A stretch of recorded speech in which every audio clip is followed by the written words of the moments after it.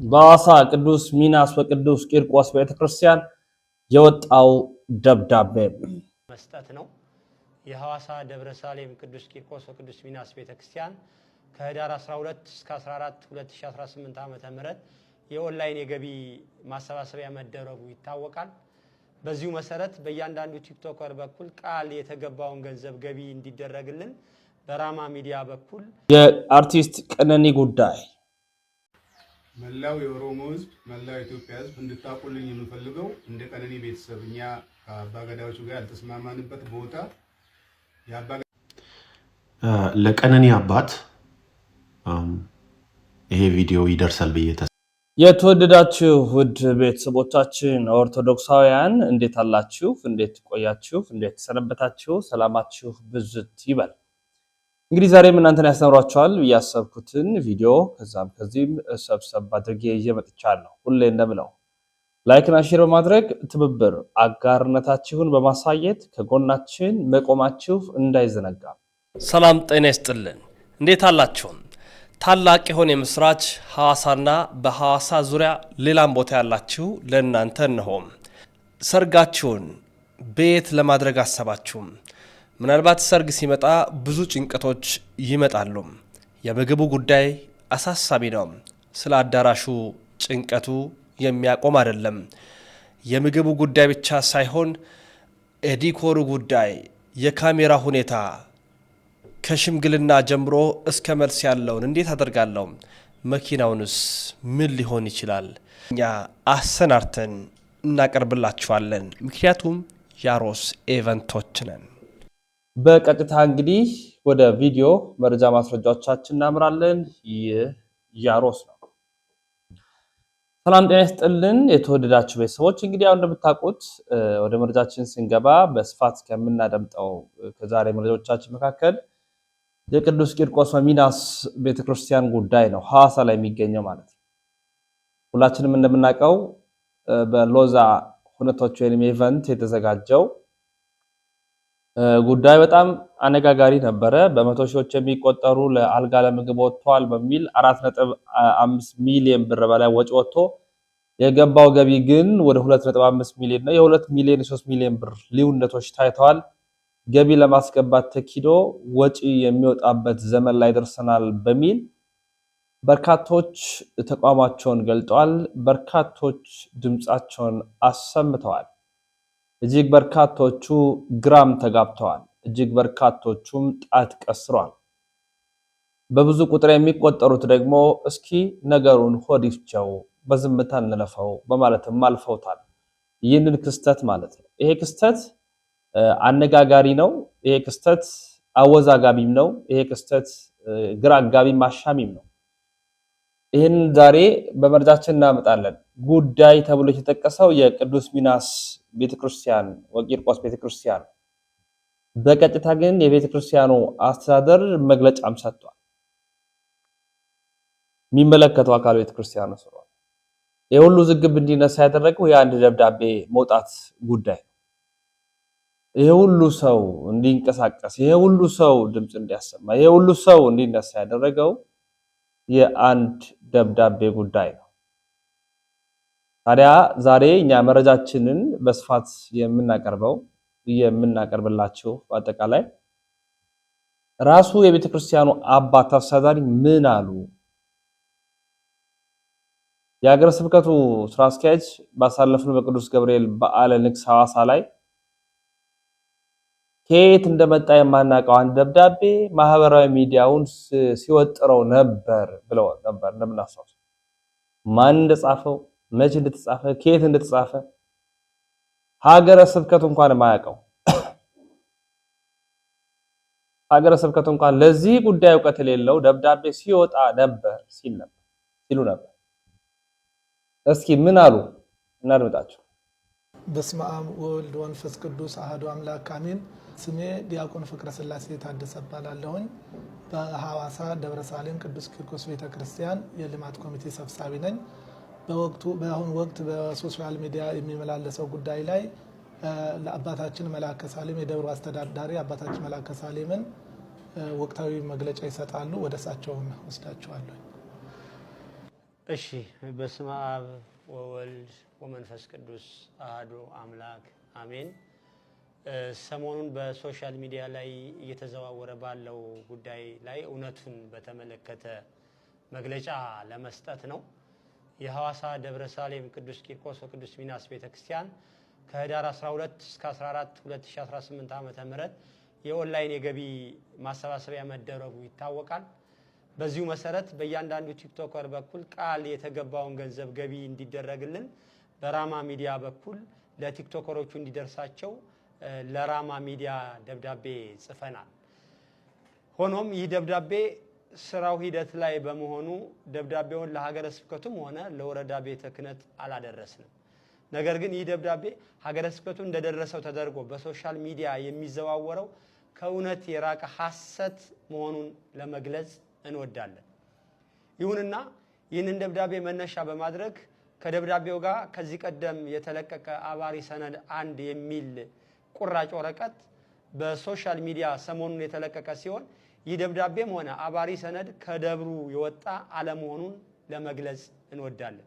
ከዚህ ቀደም አባሪ ሰነድ 1 በማለት በሐሰት ፈብርከው በሶሻል ሚዲያ የተለቀቀ ሲሆን ሆን ተብሎ ሀገረ ስብከቱን እና የደብሩን ገጽታ ለማበላሸት የተደረገ በመሆኑ የሀገረ ስብከታችን ዋና ስራ አስኪያጅ በሐዋሳ ደብረ ምሕረት ቅዱስ ገብርኤል ገዳም ዓመታዊ ክብረ በዓል ላይ እንደገለጹት ሀገረ ስብከቱንም ሆነ ደብሩን እንደማይወክልና ሐሰተኛ መረጃ መሆኑን ለመግለጽ እንወዳለን።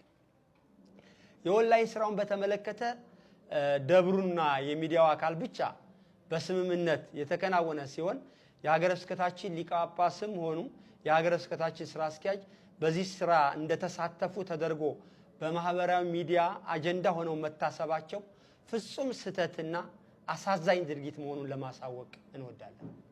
በመጨረሻም የስራው ሂደት ያላለቀ በመሆኑ ሲጠናቀቅ የቤተክርስቲያኒቷ መዋቅር ተከትለን ሪፖርት የምናደርግ መሆኑን እየገለጽ ከሐሰተኛ መረጃ በመጠበቅ ቅድስት ቤተክርስቲያንን እንድንጠብቅ አደራ ለማለት እንወዳለን። የሐዋሳ ደብረ ሳሌም ቅዱስ ቂርቆስ ወቅዱስ ሚናስ ቤተክርስቲያን ሰበካ ጉባኤና ልማት ኮሚቴ። አሻሚ ነገሮች አሉት እውነት ለመናገር ግን ደግሞ ያው እሳቸው እንደተናገሩት ሪፖርት እናቀርባለን በጊዜ እንደጨረስን እናሳውቃለን የሚል ነው። የተገባው ቃል ግን በቲክቶከሮች በኩል የተገባው ቃል ሙሉ በሙሉ ደጃችን አልገባም የሚል ሐሳብም አለ። በተለይ የኦንላይን የገበያ አሰባሰብ ላይ አብዛኛው ያው ቃል ስለሆነ የሚገባው ቃል በተግባር ለመፈጸም ይከብዳል። ሰው ስሜታዊም ሆኖ ሊገባ ይችላል፣ ከልቡም ማስበው ሊገባ ይችላል። ከልቡም ማስበው የገባው በዚህ ጊዜ እሰጣለሁ ሊል ይችላል። እሰጣለሁ ብቻም ብሎ ቃል ሊገባ ይችላል። የት ይሁን ቤት ቦታ ይሁን አድራሻውም ላይታወቅ ይችላል። ቲክቶክ ላይ ስራው የገባው የመጣው ብር ተግባራዊ ሆኖ ለመግባቱ በጣም አስቸጋሪ ሊያደርገው ይችላል። የሚጠራው ጥሪ የቁጥሩ ጥሪ በዚህ ይሄን ያህል ብር ገባ፣ ይሄን ያህል ብር እንዲህ ሆነ፣ ይሄን ያህል የሚባለው ነገር በጣም ሴንሲቲቭ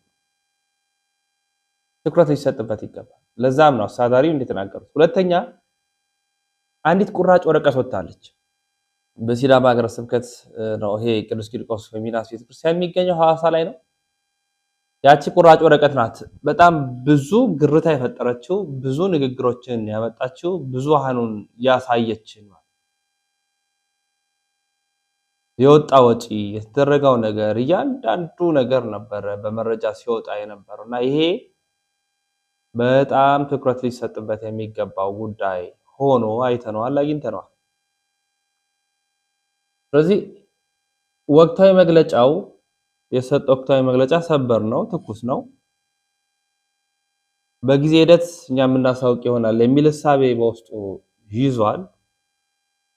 የጠሩም ያልጠሩም ነገሮች ደግሞ አሉት። ይሄ ደብዳቤ አሁን እሳቸው ያቀረቡት ደብዳቤ በሌሎች ማህበራዊ ሚዲያዎች ላይ ሲጋራ አይተዋል። የሀገረ ስብከቱ ሊቀ ጳጳስ ብፁዕ አቡነ ዮሴፍንም እስከ ማካተት የተኬደበትንም ለማየት ችያለሁ አንዳንድ የዩቲዩብ ገጽ ላይ ማለት ነው። ስለዚህ ነገሮች ወይ አንዳንድ መረጃዎች በአንድም ይሁን በተዘዋዋሪ መንገድ ይወጣል። ከወጡ በኋላ ወደ 2-3 አይነት ሰዎች ጋር ነው የሚገባው። አንደኛ ለቤተ ክርስቲያን የሚቆረቆር ይዞ የጊዜ ጉዳይ ነው ብሎ በውስጥ ይይዛል። ሁለት ለሚዲያ ግብአት አስቸኳይ የሆነ መረጃ ቢወጣ ብዙ ቪው አገኛለሁ ገንዘብ አገኛለሁ በሚል የሚሰራበት ሂደት አለ። ሶስት ጠላት እጅ ከገባ ቀጥታ ነው የሚወጣው ምን ጥያቄ ወይ ደግሞ ኦርቶዶክስ ጠል የሆነው ጋር ከገባ ማለት ያለን 4-5 ያለን መደርደር እንችላለን። ብቻ በዚህም ማለ በዚያ አንድ መረጃ ሲወጣ ማንድ የሆነ ደብዳቤ ሲወጣ እውነትነቱ እስካልተረጋገጠ ድረስ አድራሻው እስካልተጠቀሰ ድረስ ተጠያቂ አካል እኔ ነኝ ብሎ የሚመጣ ከሚገኝ ድረስ ሙሉ ሊሆን አይችልም። ሙሉ አልሆነም ማለት ግን ትክክል አይደለም ማለት ደግሞ አይደለም። ምክንያቱም ለምሳሌ እኔ እንደግል ወይ ደግሞ ሌሎችም ማንኛውም ሰው ሊሰራና ሊያስብ የሚችላቸው ነገሮች አሉ። ለአንድ ቤተክርስቲያን ገቢ ማሰባሰቢያ ከ15 እስከ 20 ያህል ቁጥሮች ያሉ ምዕመናን ወደዛ አጥቢያ ቤተክርስቲያን ሲሄዱ የትራንስፖርቶች ወጪያቸው ምን ያህል ሊሆን ይችላል ብሎ መገመት ይቻላል። ለምሳሌ 20 ሰው ብንል 20 ይዘን ሐዋሳ ለምሳሌ የሚሆን ከሆነ ከአዲስ አበባ ሐዋሳ የአንድ የፕሌን ቲኬት አውሮፕላን ደርሶ መልስ ቲኬት ምን ያህል ነው ብሎ ማስላት ያን በቁጥሩ ማባዛት ነው። ስለዚህ ለሚመጣው ሰው የአውሮፕላን ፊክስድ ሊሆን አብዛኛው ስለሆነ ፍላይቱ በጣም በፍጥነት ከሆነና በቅርብ ጊዜ ከሆነ ይጀምራል። እንደሚታወቀው ቡክ ተደርጎ ከሆነ ያን ያህል ላይሆን ይችላል። የሚመጡበት ቦታ ሆቴሉ ኢንተርናሽናል ከሆነ የኢንተርናሽናል የሆቴል ሌቭሎች አሉ። ለነዛ ያህል ሰዎች እዛ የሚመገቡት እዛው ደግሞ ከሆነ በዛው ነው። እንዲህ ያሉ ነገሮችን ማስራት ይቻላል። ኤግዛክት ገንዘቡ አይመጣም፣ ግን ደግሞ የተቀራረበውን ገንዘብ መጥራት አይቀርም። ትልቁ ስህተት እነዚህን ያህል ቁጥር ያላቸውን ሰዎች ለአንድ ቤተክርስቲያን ማስመጣቱ። ለምን? ወጪው ብዙ ስለሆነ ይገባል በሚል መላምንት ነው ብዙ ይወጣል። አግባብነት የለውም ብዬ አምናለሁ። እንደግል አቋሜ ነው። ሰው የትኛውንም ሐሳብ ሊያቀርብ ይችላል። ምክንያቱም የሱም ቤተክርስቲያን ምክንያቱም እሱም ነው እየሰጠ ያለው። ድምጽ ቢያሰማ ጥፋት የለውም፣ ቢጠይቅ ጥፋት የለውም። ይሄኛው በደንብ ሊታሰብበት ይገባል ብዬ አስባለሁ። ከዚህ ከቤተ ክርስቲያን ጉዳይ እንወጣስ ወደ ቀነኒ ጉዳይ እናምራ።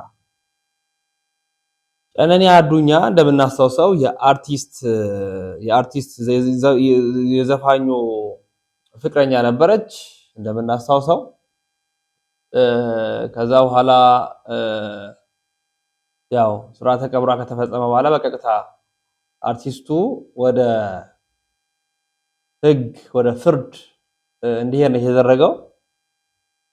አንዱ ዓለም ማለት ነው ተይዞ ከታሰረ በኋላ አሁን ያለበትን ሁኔታ እናስታውሳለን። ከዛ በአባ ገዳዎች ጉዳዩ እንዲመለከት እንዲያዝ ጥሪዎች ቀርበዋል። ጥሩ ታዲያውን ከሰሞኑ አንድ የወጣ መረጃ ምንድነው? በሰላም እንዲፈታ አባ ገዳዎች ወስኗል የሚል ሐሳቦች ያሉበትን ሐሳብ አነሱ። ከዛ የቀነኒ አዱኛ አባት ጥያቄ አቀረቡ። የፍትህ ጥያቄ ይመስላል።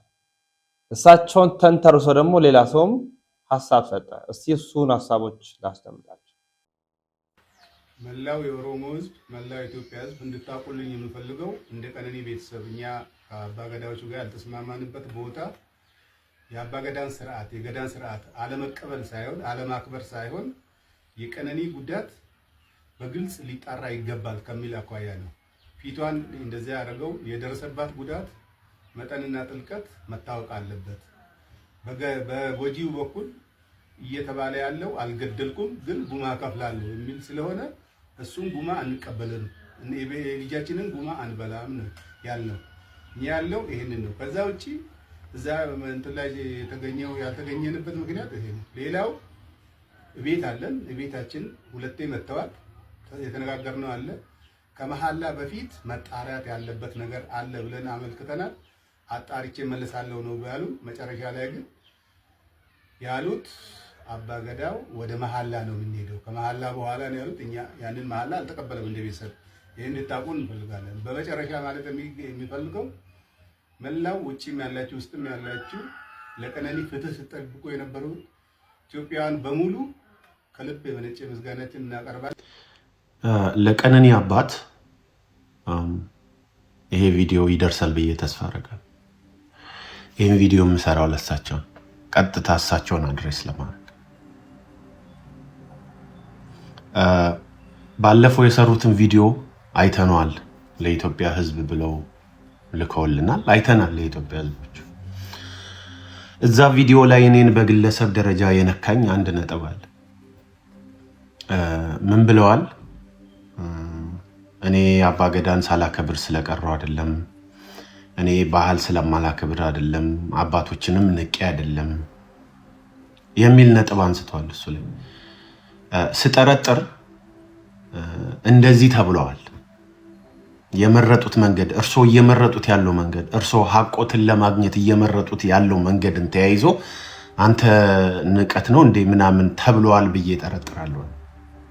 ይህንን ቪዲዮ ልሰራበት የቻልኩት ምክንያት ብቸኛው ነጥብ ይሄ ነው። የኔ ነጥብ ምንድነው? ቢሆንስ እርስዎ የመጡትን የሽማግሌዎች ጥያቄ እንኳን አለመቀበል ቀርቶ ዛሬ ጠላት ነው ከሚባሉ ሀገራት ጋር ራሱ ቢሰለፉ ይፈረድቦታል። እርሶ እኮ የልጆትን ሀዘን እንደ አባት ብቻ አይደለም እየኖሩት ያለው። እርሶ የልጆትን ሀዘን እኮ እንደ ወንድ ልጅ እኮ ነው እየኖሩት ያለው። ወንድ ልጅ ሆነክ አሳድገክ ለወግ ማዕረግ አብቅተክ እንካ ልጄን ብለህ ሰተክ ሌላ ወንድ ደሟን ሲያፈስ፣ ሌላ ወንድ ደረቷ ላይ ቆሞ ሲያስጨንቃት፣ ሌላ ወንድ ሲኦል የሆነ ህይወት ሲሰጣት እንደ አባት ብቻ አይደለም እንደ ወንድ ልጅ እኮ ልጄን አልደረስኩባትም የሚል ህመም እኮ ዝም ብዬ ሳስበው ለዚህ ነገር ተጠያቂ ናቸው ከሚሏቸው ሰዎች በላይ ራሶቱን እየወቀሱ ያሉ ነው ብዬ ነው ማስበው። አዘኑ እንደዛ ስለሆነ አልደረስኩላትም ለልጄ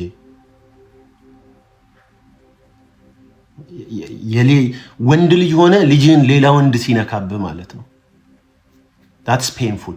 በዚህ ሁኔታ ውስጥ እያሉ በዚህ ህመም ውስጥ እያሉ በዛ ላይ ነገሮች ተድበስብሰውብኛል እንዲጠሩ ፈልጋለሁ በሚል ምክንያት ሊያጠራልኝ የሚችለው ይሄ መንገድ ነው ብለው የፈለጉትንስ መንገድ ቢመርጡ ይፈረድቦታል? አይፈረድቦት። ይህ እኔ አይደለም ብለው መላው የኢትዮጵያ ህዝብ ነው።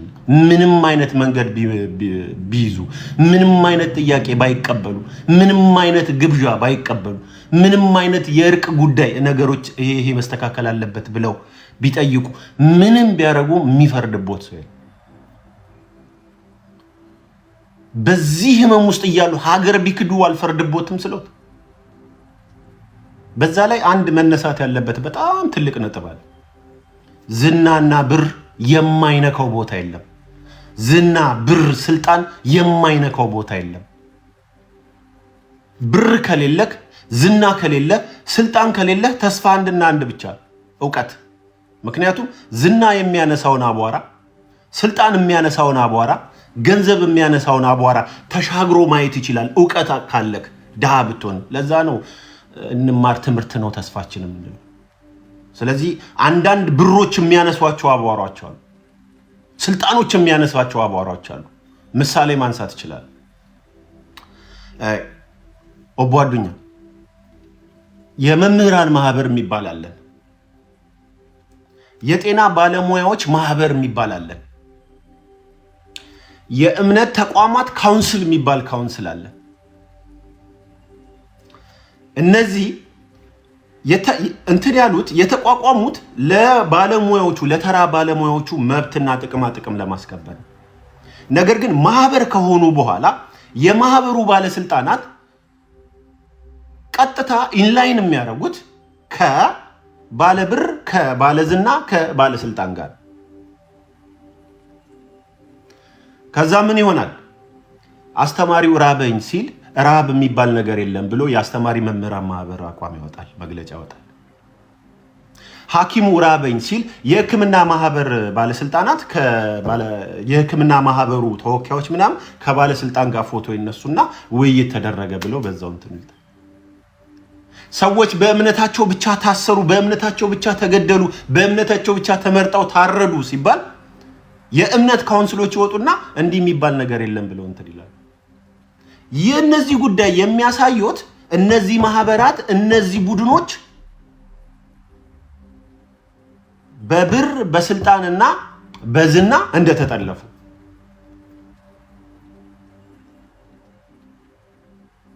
ይህንን መጠርጠር እንደዚህ ሊሆን ይችላል ብሎ መጠርጠር ማለት ያን ያክል ስርዓታችንን ከአርክ ማለት ነው፣ ስርዓታችንን እንትን አላልክም ማለት ነው ምናምን ሊባል አይችልም። እኔ የማየው በዚህ መልኩ ነው። ቢሆንስ ደግሞ አላከብርምስ ቢሉ ደግሞ አልፈርድቦትም። የኢትዮጵያ ሕዝብ አይፈርድቦትም፣ ማንም አይፈርድቦትም። ይህን ስል አንድ ነጥብ በጣም ክሊር ማድረግ እፈልጋለሁ። እከሌ አጥፍቷል፣ እከሌ ወንጀለኛ ነው፣ እሱ በምርመራ ውስጥ ይጣራ እያልኩኝም አይደለም። እሰሩት እሱ ነው ያደረገው እያልኩም አይደለም። አትሰሩት እሱ አላረገም እያልኩምም አይደለም። አልጠራም። ይሄ ጉዳይ ብዙ ነገሮች አሉ፣ እንዲህ የሚያስብሉ ነገሮች አሉ። በህግ መልኩ እንደዚህ ይዘነዋል። ብዙ ያልገቡኝ ነገሮች አሉ። ሊያጠራልኝ የሚችል ሊገባኝ የሚረዳኝ መንገድ ይሄ ነው ብለው ምንም መንገድ ቢመርጡ ግን ስለማያከብሩ ነው ተብለው በአማርኛ ስሙ ምን እንደሆነ አላውቅም። ጋዝ ላይት የሚባል ቃል አለ። ምን ይሉሎታል? አንድ ሰው ይመጣና ሞራሎትን ከነካ በኋላ ገራሚ ክፉ ቃል ከተናገሩት በኋላ ከሱ ቃል ጋር ከሱ ንግግር ጋር ተያይዞ ሲቆጡ ምን ይላል? የተናገረውን ነገር ሳያሳስበው ምን ይላል? አይ እኔ የተናገርኩት በዛ ደረጃ ሳይሆን አንተ በቀላሉ የምትከፋ ሰው ስለሆንክ ነው ይላል። ከፍታፍነቱ ሳይሆን የሚታየው የእርሶ በሱ ንግግር መናደድ ነው የሚታየው። ጋዝ ላይቲንግ ይባላል። ይሄ ከባድ የሳይኮሎጂ ማኒፑሌሽን። አላከብሩም ቢባሉ ማኒፑሌሽን ሊሆን ይችላል። ንቀት ነው ወይ ቢባሉ ሊሎትም ይችላሉ። ማኒፑሌሽን ሊሆን ይችላል። ጋዝ ላይት ሊሆን ይችላል። ከአቧራ ዝና፣ ብር፣ ስልጣን፣ እውቅና ካነሳው አቧራ አሻግረን የምናየው የኢትዮጵያ ሕዝቦች ግን ምንም መንገድ ቢመርጡ ሀዘን ላይ እስከዛሬ ሀዘኖት እንዳልወጣ አይኖት ላይ የሚያስታውቃል። ሊወጣም አይችልም።